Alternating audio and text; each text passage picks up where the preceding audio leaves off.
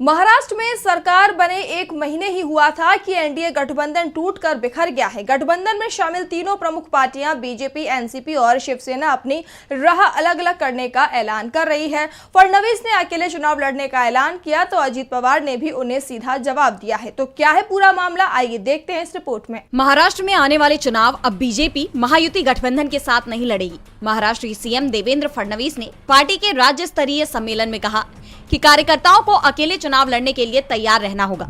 BJP विधायक ने कहा कि बैठक में फडणवीस ने साफ कह दिया है कि मई महीने में प्रदेश में निकाय चुनाव कराए जाएंगे। उन्होंने उम्मीद जताई कि जनवरी के आखिरी में सुप्रीम कोर्ट निकाय चुनाव के आरक्षण पर फैसला सुना देगा।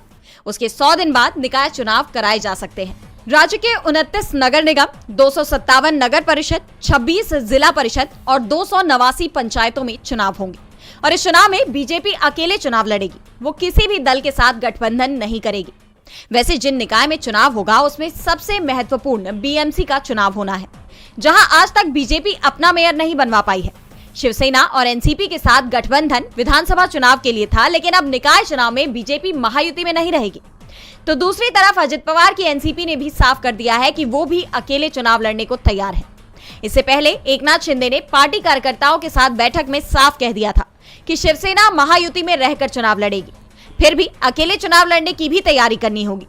और अब शिवसेना की तरफ से भी अकेले चुनाव लड़ने की तैयारी शुरू हो गई है। महाराष्ट्र में दिख रहे टकराव का असर दिल्ली विधानसभा चुनाव में भी दिखाई दे रहा है। अजित पवार की एनसीपी दिल्ली में बीजेपी के खिलाफ चुनाव लड़ रही है, तो एकनाथ शिंदे भी आधा दर्जन सीटों पर उम्मीदवार उतारने की तैयारी में जुट गए हैं। संकेत साफ है, बीजेपी सहयोगी दलों को कमजोर करने की जो साजिश रचती दिखाई दे रही है, उसके बाद उसके सहयोगी ही उसकी चुनौती बनते दिखाई दे रहे हैं।